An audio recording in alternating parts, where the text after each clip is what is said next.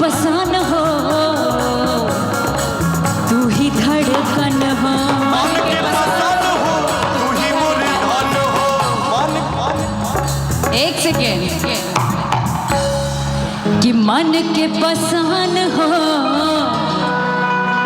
हाँ कि तू ही धड़कन हो, कि बड़ा भाग पावनी हा, कि सुनर सजान हो।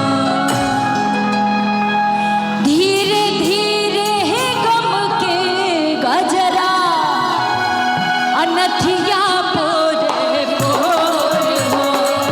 धीरे धीरे गम के गजरा अनथिया पोरे पोर हो।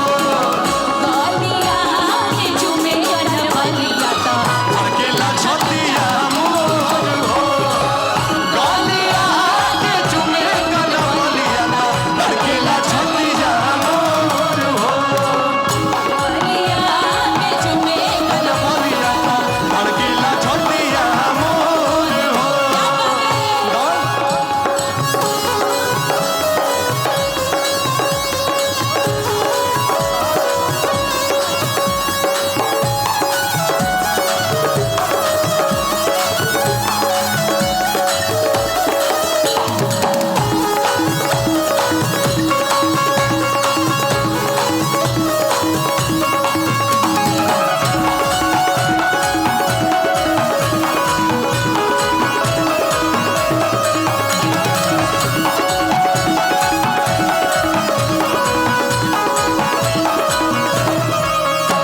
एक सेकेंड भैया सुगम, एक सेकेंड। आपका नाम क्या है? हर्ष। ये आपके शहर का, हमारे बीच का लड़का, एक बार जोरदार ताली इसके लिए बजा दीजिए भाई। बहुत देर से मैं देख रही हूँ, इतनी प्यारी तस्वीर आपने बनाई है। पक्का आपने बनाई कि झूठ बोल रहे हो? भैया ने बनाई है? तो भैया तुमको ऐसे ही मीडिएटर बना के भेजे हैं क्या? कहाँ हैं भैया आपके?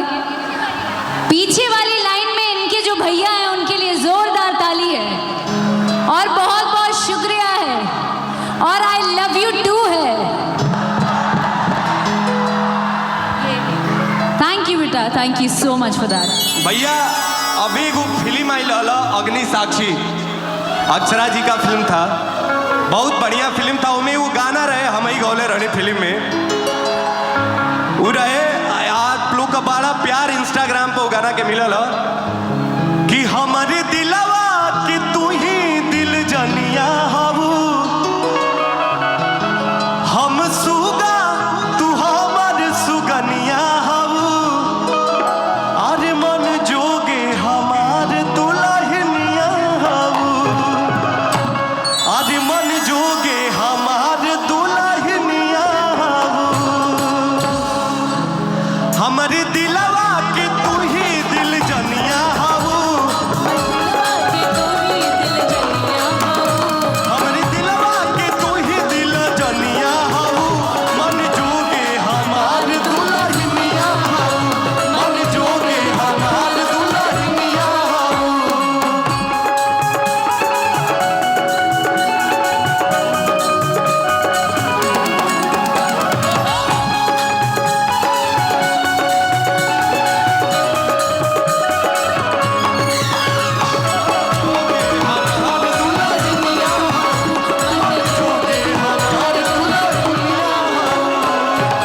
अब इन्होंने तो गा दिया आपकी तरफ से, पर मेरे तरफ से आपको रिप्लाई भी जाना चाहिए ना।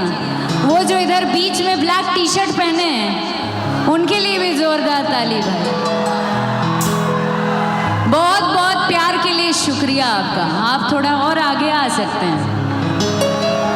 कि हम बदरी बला आसमनवा हवा, क्या बात कि हम हैं चकोरी तू चनवा हवा,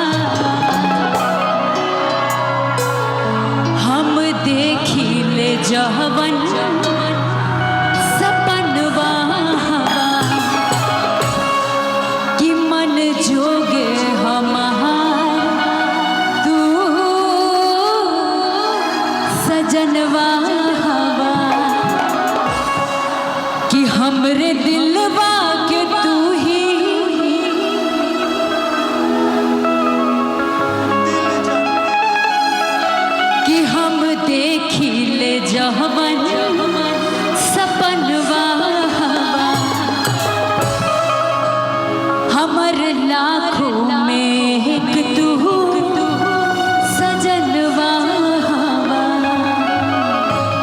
देखो भाई, हम खाली टेढ़िया वाला गाना नहीं, हम अच्छा भी गाते हैं। जो हमसे प्यार करते हैं हम उनके लिए प्यार वाला गाना गाते हैं। जो हमसे टेढ़ियाते हैं हम उनके लिए टेढ़िया वाला गाना गाते हैं। कि पहले आप हम पे मरते हैं फिर हम आप पे मरते हैं, फिर हम आप पे मरते हैं। पहले आप हम पे मरते हैं फिर हम आप पे मरते हैं।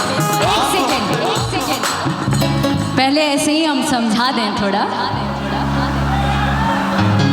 जब हम आप पे मरते हैं तब आप कहीं और मरते हैं।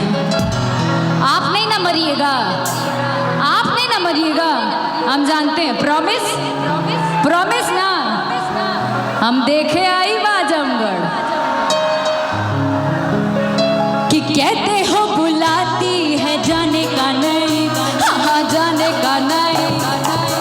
तापन भोजपुरिया ठेठ अंदाज में तसन हम बुलाइबे नहीं किए इधर आने का नहीं, कि मैंने ना बुलाया इधर आने का नहीं, ओ मैंने ना बुलाया इधर आने का नहीं, ओ मैंने ना बुलाया इधर आने का नहीं, आने का नहीं।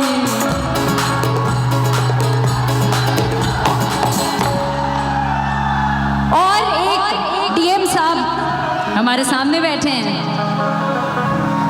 सर की वाइफ का फरमाइश आया था, उनको यहीं से प्रणाम है मेरा कि आप लोगों ने अपने दिल में मेरे लिए इतना स्नेह और प्यार रखा है। और मेरे गाने को एक नॉन सिंगर को कहाँ से कहाँ आप स्टेज पे ले आ दिए, कहाँ से कहाँ पहुँचा दिए। ये आप लोग का प्यार ही है ना। कि कॉल करे क्या, अरे कॉले न की हो ना ना ना, अरे कॉल करे क्या, कॉल न की हो। याद है ये गाना, याद है ना? ये गाना नहीं खे याद तो अक्षरा सिंह ऑफिशियल पर जाके सुनिएगा, कॉल करे क्या, जिसमें हम अभी के टाइम की गर्लफ्रेंड बनके अपने बॉयफ्रेंड को पका रहे हैं, पकाए जा रहे हैं। शीशा अब इतना प्यार जो हमारे लिए दे रहे हैं, जाते जाते 2-3 लाइन उनके लिए। कितनी देखल करी हमरा के काम जी, नाता हो जाए प्यार बलाम जी। कि ऐसे कहर जाने हम पे सिताम जी, कि ऐसे करी जानी हम पे सिताम जी, नाता हो जाए का कि नाता हो जाए प्यार ए बलाम जी। तनी देखल करी हमरा के काम जी, नाता हो जाए प्यार ए बलाम जी। तनी देखल करी हमरा के काम जी, नाता हो जाए प्यार ए बलाम जी।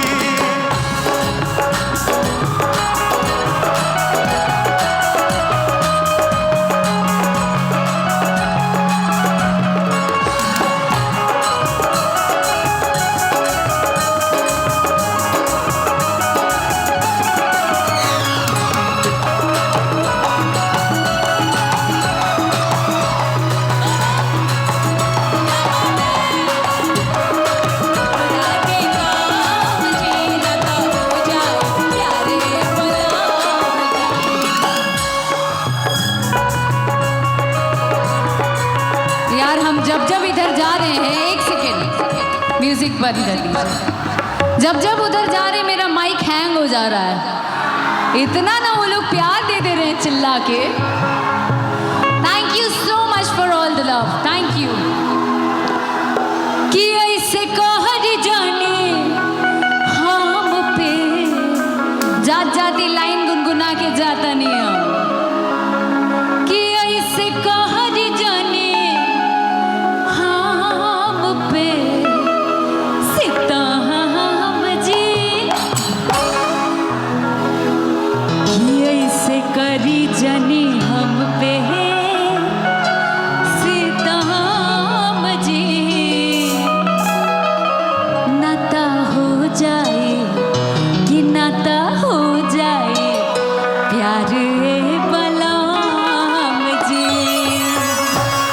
Thank you so much Thank you so much, Azamgarh. For all the love. Thank you so much बहुत बहुत धन्यवाद।